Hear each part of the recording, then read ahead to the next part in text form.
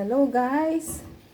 Kumusta ang lahat? For today video is magluluto tayo ng munggo. So, ayan yung ating munggo. Napakuluan ko na siya, napalambot ko na rin siya. So, eto is 2 cup lang siya. Ang dami, no? At saka eto na rin ang ating bawang at sibuyas, yung dry na hipon. Binabad ko sa tubig, may tubig-tubig pa siya, hindi ko paano, para lumambot siya. At saka yung ating manok, 3 hita rin yan na binili ko kanina. So, pagdating ko sa bahay, syempre nilinis na rin ng asin, and then minarinate ko na rin ng oyster sauce at paminta. And then yan yung ating kunting luya, at saka yung ating gulay na ilalagay natin. Nakalimutan ko na naman ang pangalan nito. So, bahala na dyan. Ito na rin ang ating olive oil na mantika natin na panggisa natin. So, tara na guys! Let's go! So, okay. Ayan, mainit na ang ating frying pan. Lagyan na natin ng mantika.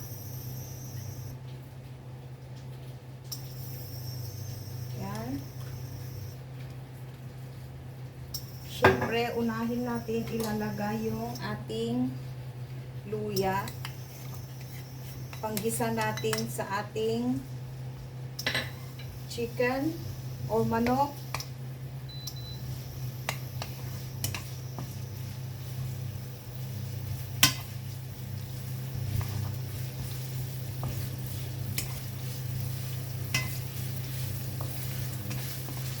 Igisa lang natin siya hanggang maging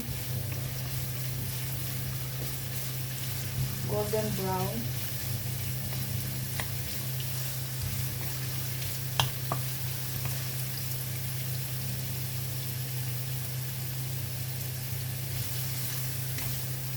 Ayan, kunting halo-halo lang.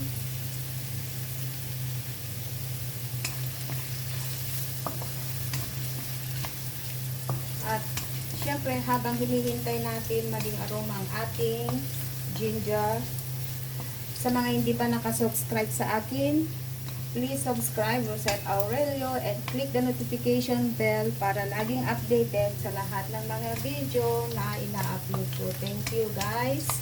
And ayan, okay na siya. Pwede na natin ilagay lang dyan sa tabi para at least continue nagigisa yung ating luya.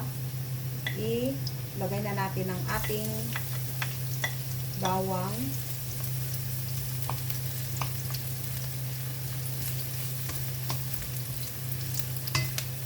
Pantay naman ang ating paglutuan, kaya okay lang yan para sabay-sabay silang maluto.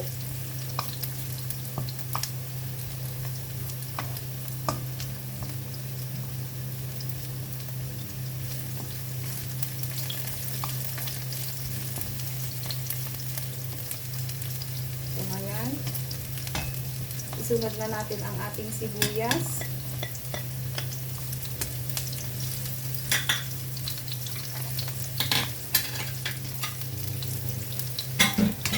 Sarap ng bango.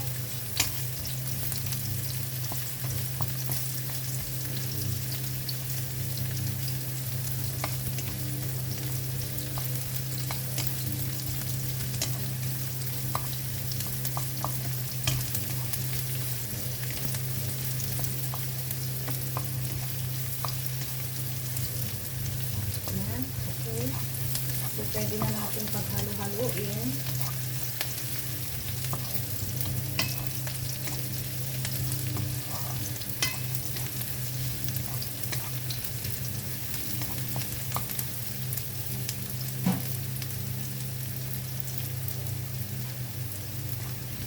And then, isunod na natin yung binabad natin na dry prawn.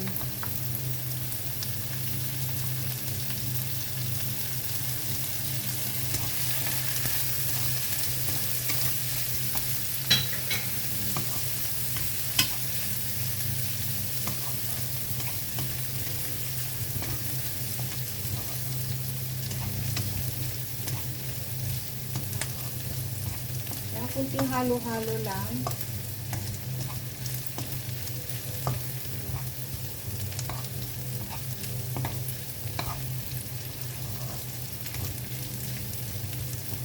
Hanggang maluto ang ating dry prawn na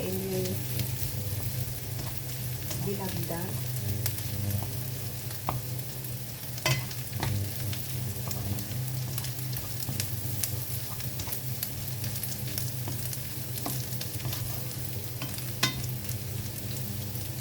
Yan na po siya. Wait lang natin kunti para mag-isa siya.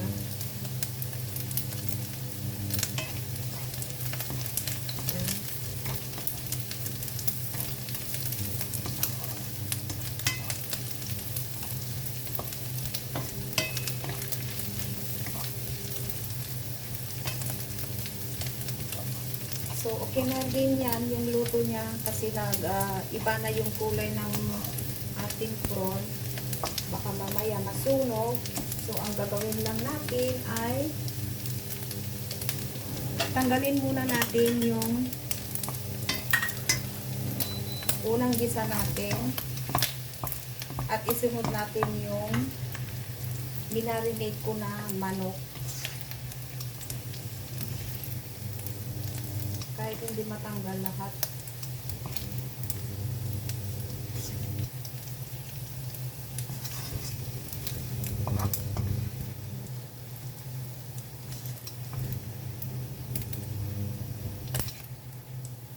So, okay na yan.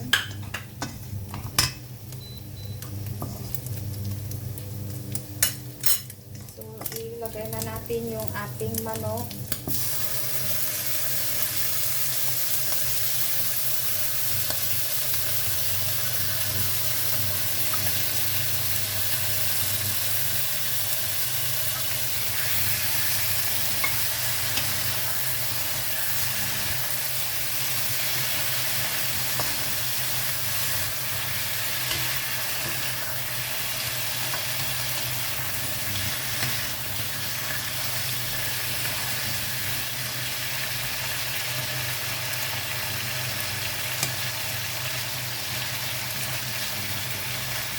Yung ganitong manok, hindi ako nagluluto ng diretso. Binababad ko muna siya or minarinate ko muna siya para matanggal yung lansa. Minarinate ko siya sa oyster sauce, paminta, at saka konting light sauce.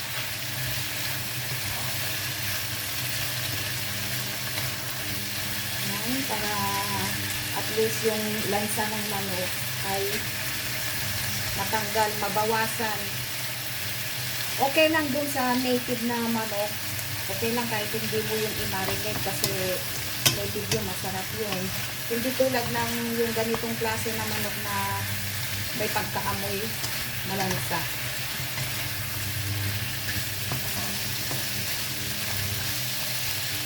So, ayan na, nagisa na natin ang ating manok. So, pwede na natin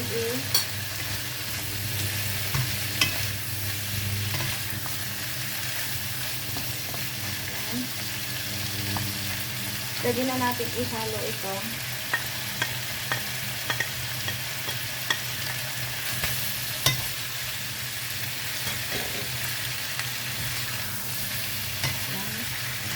Kunting halo-halo lang.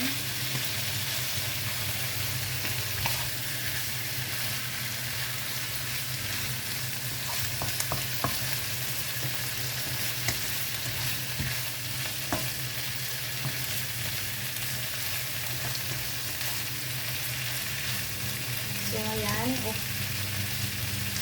Wait for 2 minutes lang guys para mag-isa ang ating mga ingredients. Kunti.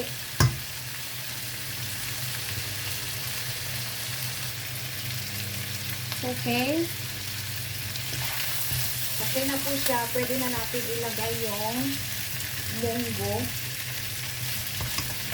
Ay, in Ilocano is balatong na tinablad. So, ayan. Uy, grabe, ang dami pala.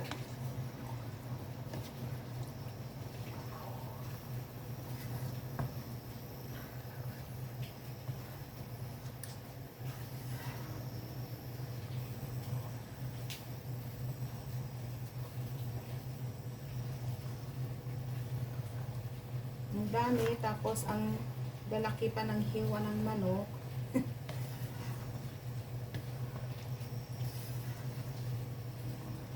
So, ayan. Sarap.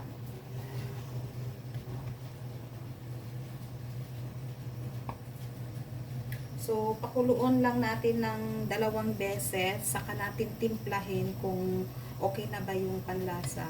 Siya nga pala, yung panlasa is tulad ng lagi kong sinasabi, may kanya-kanya tayong lasa. Ayaw ko naman yung masyadong maalat. Gusto ko lang yung katamtaman. Pwede pa yung hindi masyadong maalat kasi meron kang pangtimplahan. Pwede kang magdagdag ng patis o kaya asin. Pero kung nasobrahan na ng alat, yan ang mahirap. So, okay. Wait natin hanggang kumulo siya. Then, update kayo ulit. So, ayan. Kumukulo na. Malambot na rin ang ating chicken. So, pwede na natin ilagay yung ating gulay. Alokbate. Ayan. Pwede na natin ilagay yung alokbate.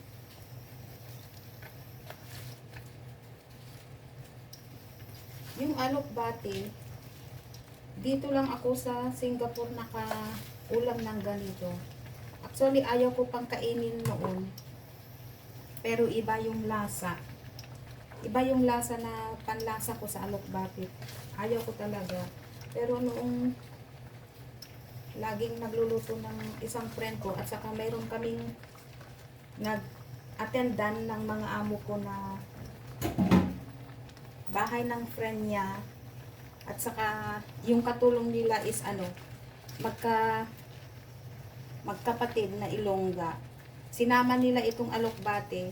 Sabi na pinilit nila akong pinakain nito. Try mo, sabing ganun sa akin. Doon sa sa bahay nila. Pero ang pwede pala nito, pagkaluto mo na, okay na siya, huwag mong itagal. So, masarap pala. Kaya, parang dahon ng saluyot. So, ayan, ihalo na natin. Kunting halo-halo lang.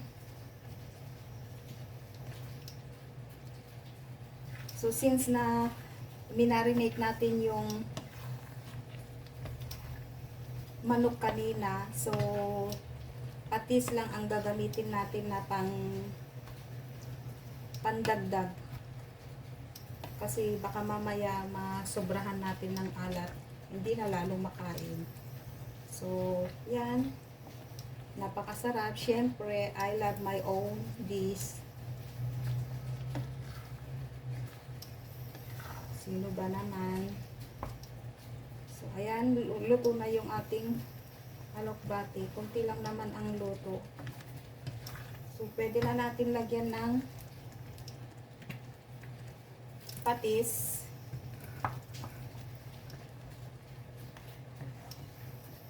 Yan ang lalagay natin.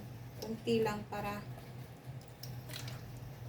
baka mamaya masobrahan natin.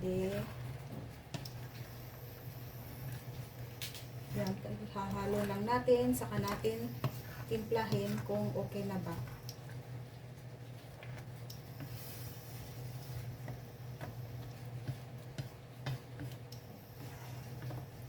So, ayan. Kuya na tayo ng kutsara na pang timpla natin. Baka naman yan, masarap sa malamig na panahon.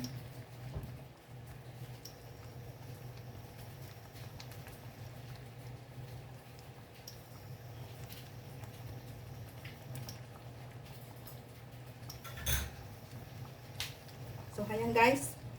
Sakto lang. Marunong na akong magluto. Pwede na akong mag-asawa. Ulit. Joke. Joke lang.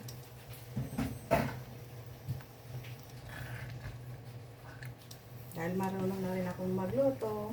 So, syempre, ayan. So, okay na guys, luto na ang ating munggo. Salamat sa mga nanood. Thank you so much. Thank you sa uulitin muli. Ang iyong lingkod, Rosette Aurelio. Thank you so much and bye-bye. God bless everyone. See you.